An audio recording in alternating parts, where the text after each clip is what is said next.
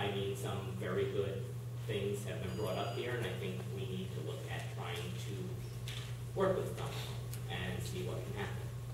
But I think you'll see times get in a shorter range, and if some of them by the end of the week look like they're unacceptable, then I think we've got to take a look at and see what can be done to fix that, whether it's juggling a route, adding a bus route for the time being, adding a minibus. I don't know what the answer is. I'm not in that line of work, but I'm sure we can find, we have the software to figure it out, so that's... At what point do we stop tagging our kids? Like, at what point are you going to send home a notice? Now it is safe to take the tag off your child or put it in your child's backpack. Like, when do we stop? At what point are you going to send us a notice when we stop doing this? Because if there are still changes that have to go into place, I was first told, actually, he would be on a minibus for the time being. And so my natural question was, okay, so for right now, I'm going to now tell him he's not on bus 2, that I waited until 3 days before school started purposely, in case there were changes to that number. I waited to tell the littlest, and then drilled into his head Saturday and Sunday, he was on bus 2 in the afternoon. And as of Tuesday, he was then on a minibus. Then we switched that, and I was told, for the time being, he would be on a minibus, and Michelle confirmed that would be permanent. So if we're going to make adjustments to other bus runs, is the administration going to notify the parents? Everything has been permanently changed to a point your child will wear a tag until this date. So that we know.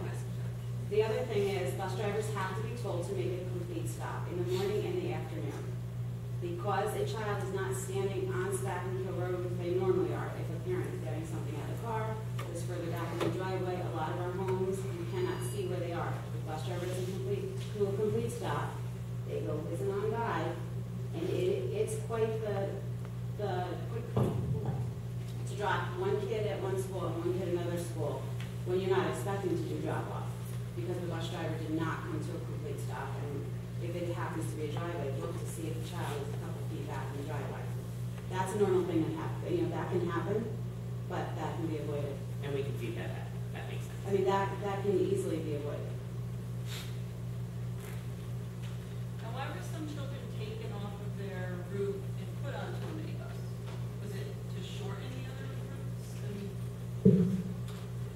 routes? To shorten the route, number one, and number two, we had a very large influx of students coming in the last 2 weeks of school, and we wanted to make sure we had a lot of registrations, more so than we've had in the past, in order to accommodate that. And we wanted to make sure the routes were balanced. Why are we getting a call on a Friday when you know it's a holiday weekend on Monday, and there's a superintendent's conference on a Tuesday? I work in an industry where communication is key for 20 years. I don't communicate to my shop manager, or to my receptionist, or to my assistant. I'm a hairstylist. So if you come in and you have a certain appointment, or they don't really, I can lose clients. I don't get paid. If I'm working with a new product line, which hairstylists change color lines all the time, I taught in the industry for 15 years. If I decide to throw a new color on your head that I haven't used properly before, you want to be blonde and I turn your hair black. I can't go, well, there's an adjustment period. And in 2 weeks, it might be okay. I will not get paid. I will lose my livelihood. So in a lot of other industries, that wiggle room of the learning curve isn't even acceptable once. We're talking about our children. And I understand at the beginning of every year, it is acceptable for that. This is, I mean... I have somebody behind you that I'd like to speak. Thank you.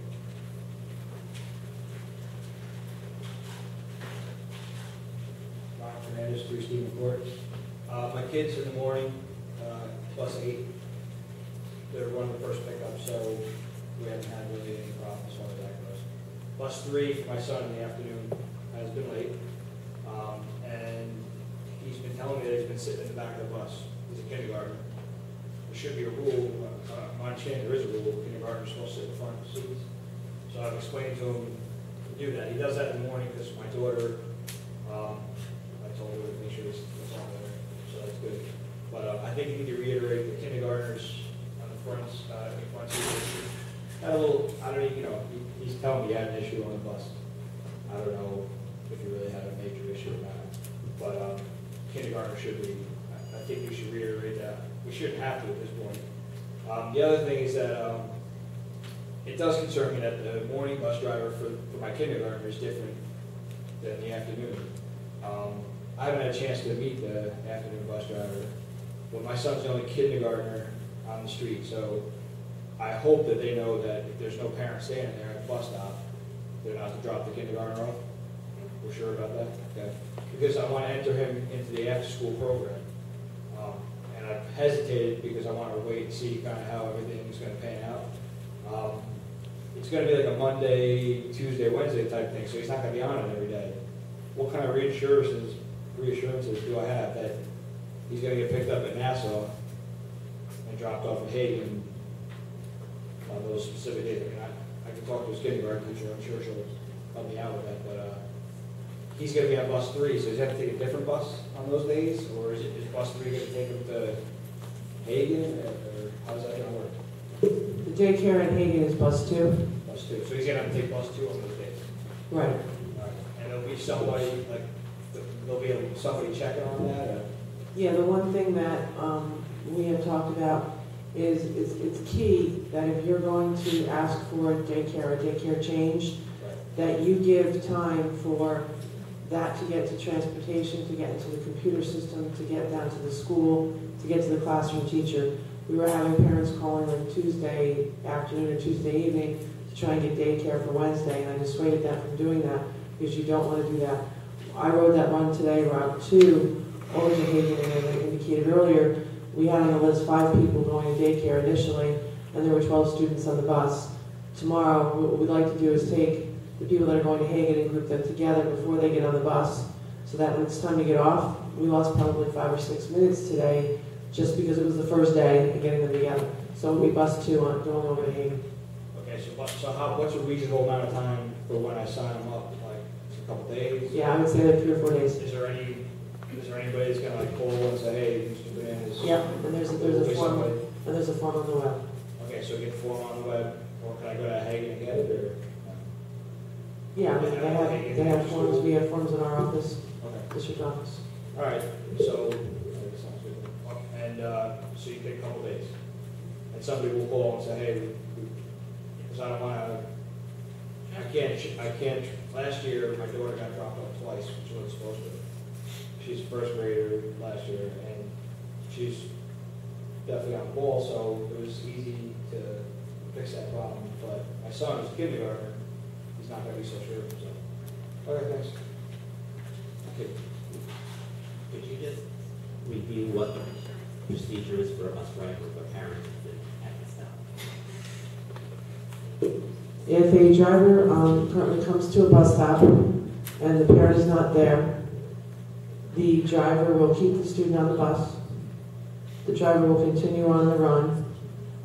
In the meantime, the driver will radio back to the base to indicate that we have that student. At the end of the run, the driver will try and drop the student off. If a parent is still not there, then calls will be made, we start to made home, and we find out that the parent's not there. If we still can't get a hold of the parent by that time, the child is brought back to the school. But before the child is brought back to the school, the attempt is made to bring the child back to the stop and phone calls.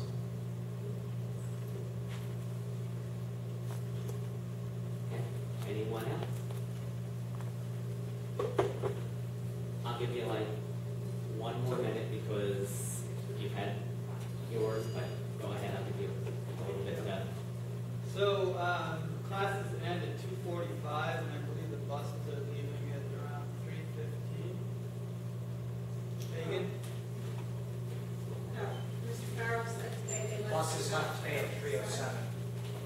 So what's going on with my son for those 23? What's he doing? What's my son doing?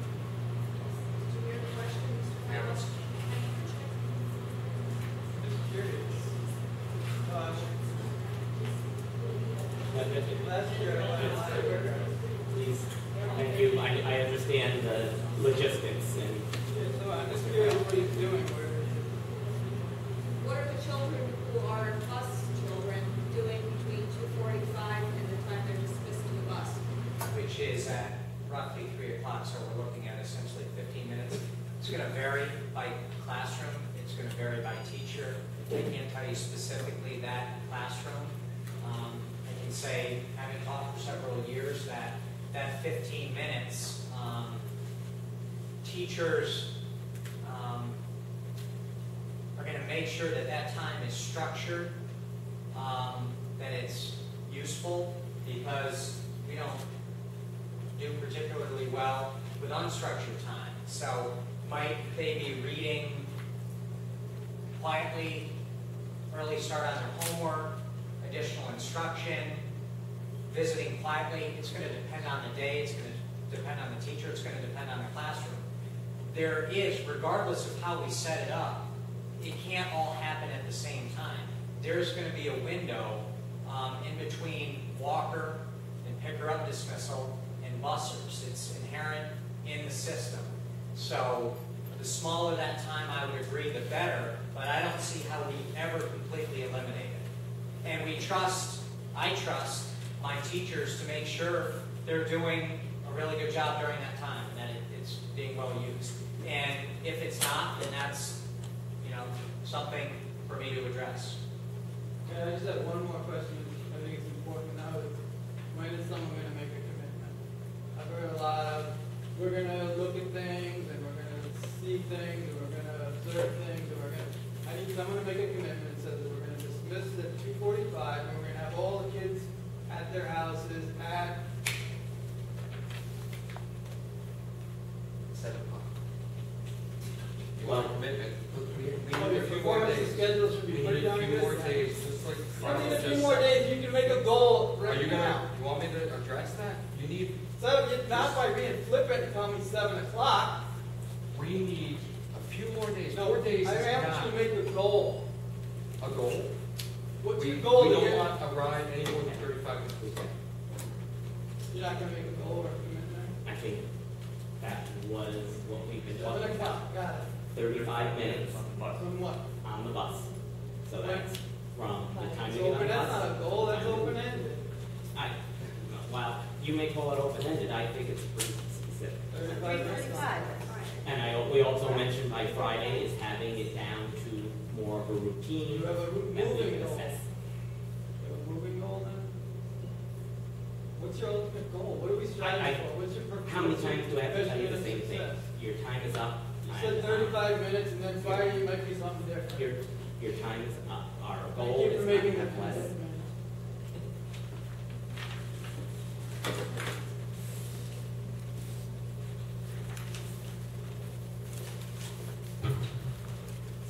Comments from the board?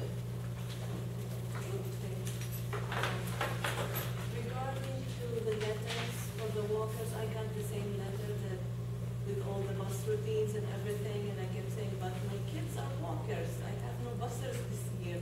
So, and that you brought that, Jennifer, to all of our attention. And I know that Dr. Powell said that that will be changed for next year. That was that was wrong, doing that letter that way. A quick question about that is, it's okay to wait a whole year to correct that problem? It happened. The question is, if I got that letter and I didn't get another letter for a child who was on a bus route, I could mistakenly put my walker on a bus in a transition year like I'm this. not arguing that No, no, I know, I but agree with you, but You it should send out happened, another it letter. already happened. Comment So session I'm is not over. This is arguing with you, I'm just All right. saying, I got the same letter, I knew better because I know my kids are walkers. It happened, mistakes happen. We can't go back in time and change it now, but now we learn, next time we do a different letter. We can't go back and say, okay, we're back to September or August 29 and we're sending another letter. It happened. We move on, we make sure it doesn't happen again next year. I know Michelle was talking also about setting deadlines next year for daycare and after-school pickup so that we don't have all these requests at the last minute, right? Now, one thing that came up, I think Nadia, you brought that up, and I know Michelle, you explained it when we were going through the process last year. Why can't we have the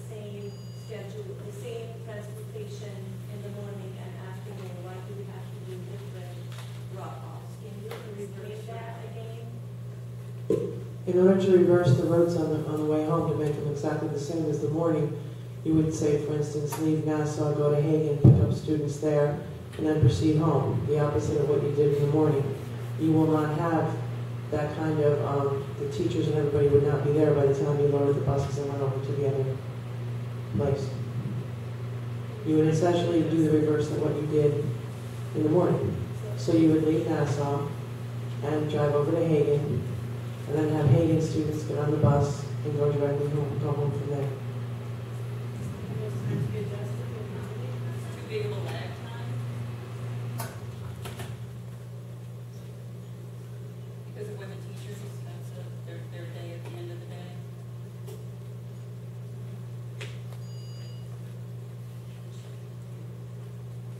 Any other comments from the board? I just had actually a quick question. Someone mentioned, can the bus drivers open the windows for the children? They can. Because the day that I missed my daughter, because she got there somehow at 3:03, she was on the bus for an hour, and by the time she got off, her face was red hot. It was bright red, and she was sweating. So I think that's something that the bus driver should be told then. It's a long time, this was 85, 86, humid weather.